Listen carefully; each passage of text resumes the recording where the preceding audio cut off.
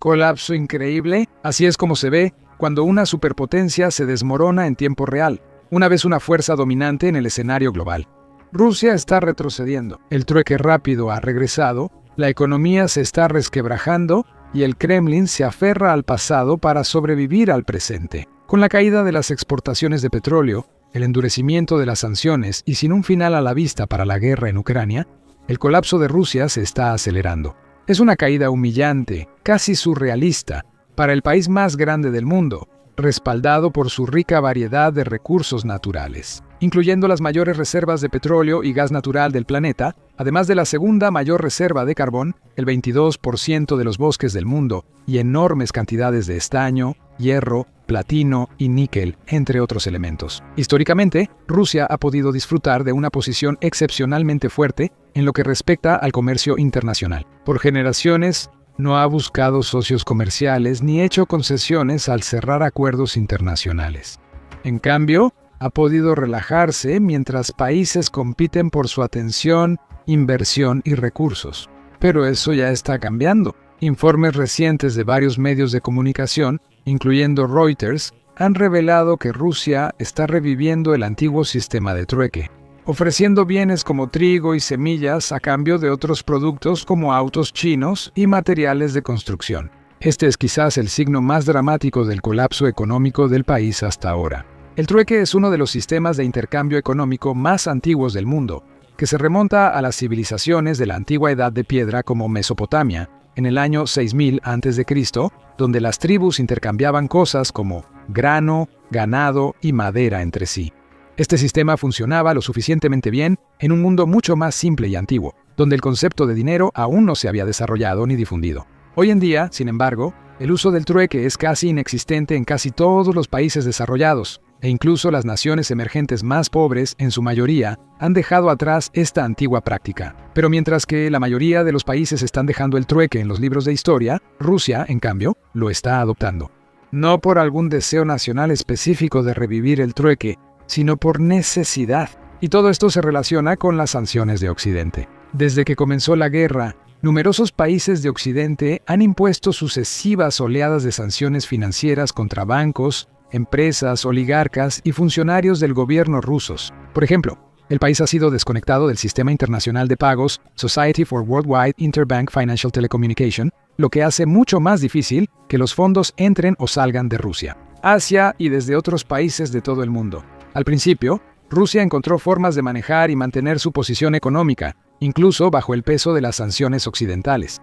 Por ejemplo, dependía en gran medida de su Fondo Nacional de Riqueza, al que a menudo se le llama el cofre de guerra del presidente Vladimir Putin, y trabajó en ampliar sus relaciones comerciales con países asiáticos como China e India, que se han convertido en los mayores compradores de petróleo y gas ruso desde que comenzó la guerra. Con el tiempo, mientras el costo de la guerra aumentaba y las sanciones se intensificaban, Rusia empezó a ceder ante la presión. Las recientes sanciones europeas y estadounidenses contra el Kremlin han sido muy efectivas, pues afectan a Rusia y a cualquier país que siga haciendo negocios con ella. También, como resultado, incluso China e India, que hasta ese momento habían estado tan ansiosas por hacer negocios con Moscú, han sentido el golpe. Comenzaron a mostrar verdadera renuencia a seguir invirtiendo en recursos rusos. Por ejemplo, en septiembre pasado, un banco chino decidió dejar de aceptar oficialmente pagos de Rusia después de caer bajo las sanciones de la Unión Europea. En India, muchos importadores comenzaron a cancelar acuerdos para comprar crudo ruso, sin querer quedar mal con Occidente, pero continuando con el apoyo a la industria energética rusa. Es poco probable que estos bancos y empresas cambien de opinión o retrocedan, según una fuente del mercado de pagos a Reuters. Bancos chinos temen ser incluidos en listas de sanciones secundarias, así que no aceptan dinero de Rusia, enfrentando la amenaza muy real de la ruina financiera si pierden inversiones de la India y China. Rusia ha estado buscando maneras de evadir estas nuevas sanciones, decidiendo que un sistema de trueque básico es quizás la única opción viable. Por el momento, esto es algo en lo que el Kremlin ha estado pensando desde hace bastante tiempo. En 2024, el Ministerio de Economía de Rusia publicó una guía de 14 páginas sobre transacciones de trueque con el extranjero, básicamente aconsejando a las empresas sobre cómo usar el sistema de trueque para evadir sanciones y negociar acuerdos con socios y proveedores extranjeros. El ministerio propuso crear una plataforma comercial que sirviera como espacio de trueque, facilitando a empresas rusas hacer negocios globales. Según el documento del ministerio, el trueque en el comercio exterior permite intercambiar bienes y servicios con empresas extranjeras sin transacciones internacionales. En teoría, esto haría más difíciles de rastrear las transacciones para los países occidentales y complicaría imponer castigos a los infractores. En resumen, es una forma para que las empresas rusas, chinas y de otros países sigan intercambiando bienes y servicios sin la sombra de las sanciones sobre ellas. Durante mucho tiempo, hubo pocas señales de algún interés comercial importante en este tipo de transacciones y es comprensible.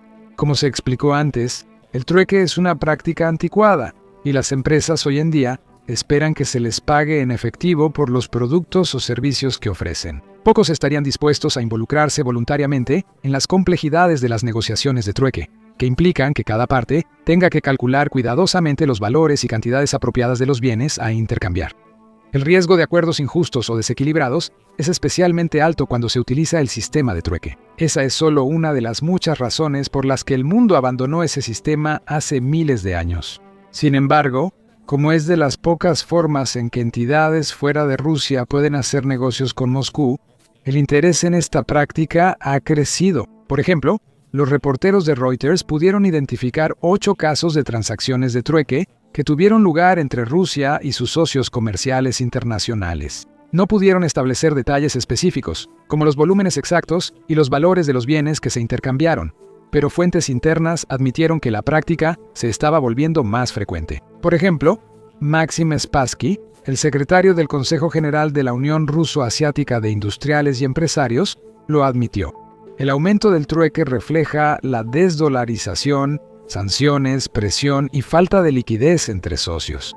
Spassky dijo que espera que el trueque aumente en las próximas semanas y meses, mientras que otra fuente, que prefirió permanecer en el anonimato por razones de seguridad, señaló que este sistema era de las pocas opciones que permitían a los bancos rusos eludir las sanciones que los excluían de transacciones en dólares y euros. Analistas señalaron que el aumento de transacciones de trueque podría explicar discrepancias recientes en el comercio ruso. Los datos con las estadísticas del Banco Central muestran cifras muy diferentes en comparación con el servicio de aduanas del país.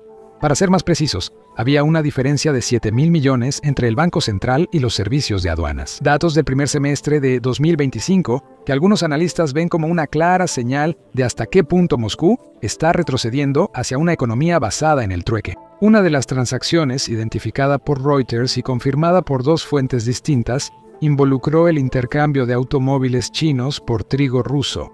Una fuente afirmó que los vendedores chinos solicitaron a los rusos pago en grano para eludir sanciones.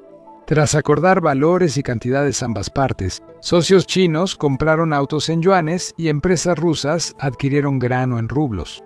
Luego, las 2 partes intercambiaron sus productos entre sí. Otras transacciones fueron similares, pero con distintos productos. 2, por ejemplo, involucraron el intercambio de semillas de lino rusas por electrodomésticos y materiales de construcción de China. Expertos con conocimiento interno del comercio ruso señalaron que la cantidad de semillas de lino en uno de esos acuerdos valía alrededor de 100.000.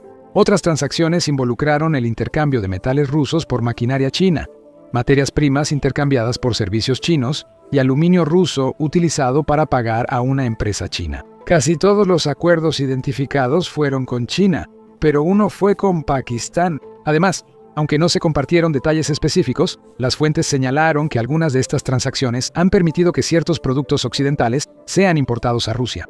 Estos productos han estado mayormente prohibidos desde el inicio de la guerra, y muchas marcas occidentales salieron del mercado ruso tras la invasión. En 2022, aunque parezca que Rusia podría evadir problemas por sanciones, esto probablemente cause más daño que beneficio a largo plazo. El Kremlin ya tiene experiencia directa manejando el caos que el trueque puede traer de regreso. En los años 90, tras la disolución de la Unión Soviética, el trueque provocó caos en la economía rusa. Se crearon complejas cadenas de acuerdos que involucraban energía, alimentos, ropa y más. Y los estafadores aprovecharon al máximo la confusión, explotando a las empresas y embolsándose fortunas y ganancias. Sin embargo, en ese entonces, la falta de moneda disponible, junto con la alta tasa de inflación, hacía que el trueque fuera una propuesta relativamente atractiva. Hoy en día, es evidente que el trueque está desfasado y es poco práctico en más de un sentido, pero ahora es una táctica de último recurso ante el creciente peso de las sanciones occidentales. Al mismo tiempo, el trueque no es la única opción. Algunos comerciantes están optando por alternativas, como el uso de los llamados agentes de pago, quienes pueden facilitar los pagos entre empresas dentro y fuera de Rusia, utilizando varios sistemas y esquemas. Sin embargo, trabajar con estos agentes puede ser tanto costoso como riesgoso. Las empresas también podrían optar por usar el banco estatal ruso VTB Bank, que tiene una sucursal en Shanghái, para facilitar el flujo de fondos entre Rusia y China. O pueden optar por usar criptomonedas, como explica Sergei Potiatinsky, vicepresidente de Operaciones y Tecnologías de la Información en BCS, una empresa financiera rusa. Las pequeñas empresas están usando activamente las criptomonedas. Unos transportan efectivo, otros usan compensaciones y algunos diversifican cuentas en distintos bancos. Todavía no existe una respuesta tecnológica lista, aunque los funcionarios rusos pueden querer aparentar valentía y actuar como si la hubiera. Intercambiar reservas de grano y materias primas es una forma normal de actuar para una nación importante en el siglo XXI, pero el resto del mundo no se deja engañar. Esta rápida regresión a una estrategia comercial de la Edad de Piedra subraya la grave crisis que enfrenta el Kremlin hoy en día. En los últimos meses, por ejemplo, las estadísticas muestran que los envíos de petróleo crudo por mar a través de puertos rusos, clave como Primorsk y Ust-Luga, han disminuido drásticamente. Primorsk, por ejemplo, solía recibir 9 o 10 petroleros por semana. Ahora solo pasan 3. Ust-Luga antes recibía 12 o 13 petroleros por semana, pero ahora solo llegan 7 u 8 en promedio. Las nuevas sanciones de Estados Unidos contra la flota fantasma rusa han disminuido los petroleros disponibles para que Rusia transporte petróleo globalmente, limitando su capacidad de exportación y provocando grandes descuentos en sus recursos más valiosos y demandados, como el crudo Urales, que ahora cuesta más de $20 menos que el Brent. Además, los precios mundiales del petróleo han bajado, situándose en $63 por barril para el Brent y 58 para el West Texas Intermediate.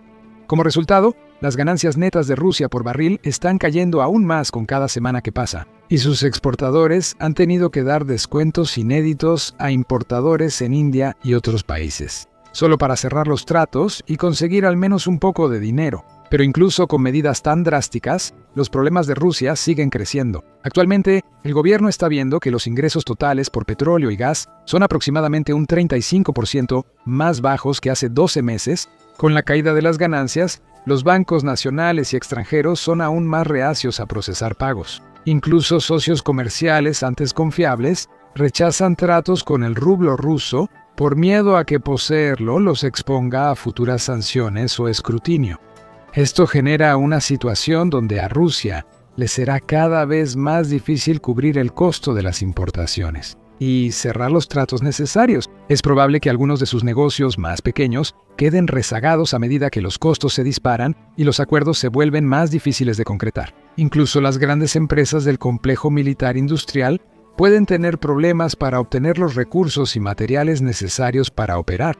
Por ahora, el trueque puede parecer una solución rápida, dando a las empresas al menos una forma de traer activos importantes y esenciales al país. También tiene la ventaja de ayudar a Rusia a preservar, en cierta medida, las relaciones comerciales tan importantes que necesita para mantener su economía a flote. Esas relaciones probablemente ya se habrían roto sin remedio si no existieran el trueque y sistemas de pago como las criptomonedas. El trueque es un salvavidas, una manera en que empresas rusas mantienen cadenas de suministro críticas pese a las crecientes restricciones y riesgo de colapso del sistema financiero nacional. No es una solución perfecta, y cuanto más dependa Rusia de estos acuerdos, más evidentes serán los problemas del trueque. Las marcas rusas, por ejemplo, descubrirán que muchas empresas internacionales simplemente no están dispuestas a participar en negociaciones basadas en el trueque, ya que no se adaptan a sus modelos de negocio particulares. Muchos no tienen experiencia en este comercio,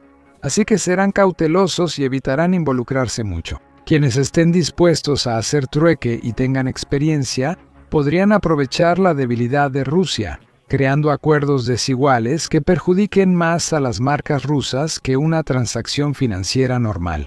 Las condiciones ya son cada vez más difíciles, casi imposibles, para que muchos bancos y empresas rusas operen, gracias al costo exorbitante de la guerra con Ucrania y a la depredación de muchas de las industrias rusas por parte del complejo militar industrial. Si las empresas deben aprender las complejidades de un antiguo sistema de trueque, solo complicará mucho más sus vidas. Lo último que muchos dueños de negocios y directores generales rusos quieren estar haciendo es calcular exactamente cuánta cantidad de grano, semilla de lino u otras materias primas aleatorias necesitan comprar a cambio. Traer los componentes vitales que mantienen sus empresas funcionando es demasiado complicado, caótico y para muchos, imposible de soportar. Desafortunadamente para ellos, salvo que ocurra un cambio repentino y drástico en la situación, las cosas no van a mejorar en el corto plazo.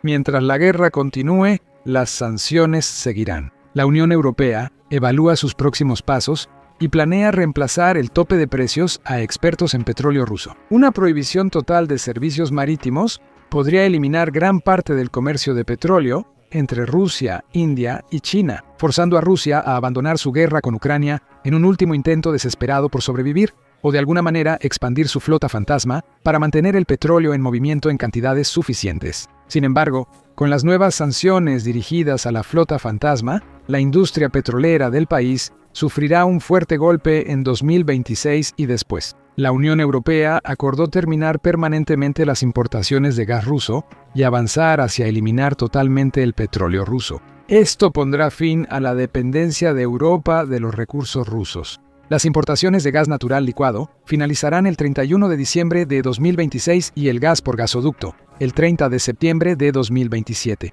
Al anunciarlo, la presidenta de la Comisión Europea, Ursula von der Leyen, dijo: «Hoy Europa inicia su independencia energética total de Rusia. REPOWER Unión Europea ha cumplido. Nos protegió de la peor crisis energética en décadas y nos ayudó a dejar los combustibles fósiles rusos a una velocidad récord. Hoy detenemos permanentemente estas importaciones y vaciamos el cofre de guerra de Putin. Nos solidarizamos con Ucrania y ponemos la mira en nuevas asociaciones energéticas y oportunidades para el sector». Es una noticia muy mala para Rusia. Las sanciones van a continuar y el aumento de ingresos y ganancias inevitablemente va a disminuir.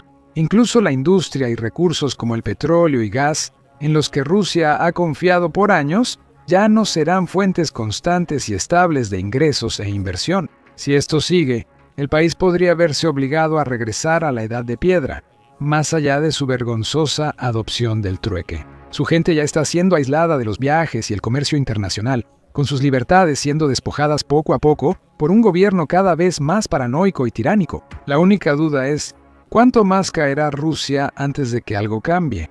Ahora puedes conocer el colapso económico del Kremlin en este video, que explica cómo los ataques estratégicos de Ucrania han paralizado refinerías, cerrado puertos y eliminado los ingresos petroleros que Putin necesita para sostener su maquinaria de guerra. Alternativamente, revisa nuestro análisis hipotético detallado sobre lo que sucedería si a Ucrania se le permitiera unirse a la alianza de la OTAN, y qué implicaría para la Rusia de Putin ahora y en el futuro. Y para obtener más contenido perspicaz e informativo sobre la guerra entre Rusia y Ucrania y otros conflictos importantes de todo el mundo, suscríbete a nuestro canal y activa las notificaciones para recibir las últimas noticias primero.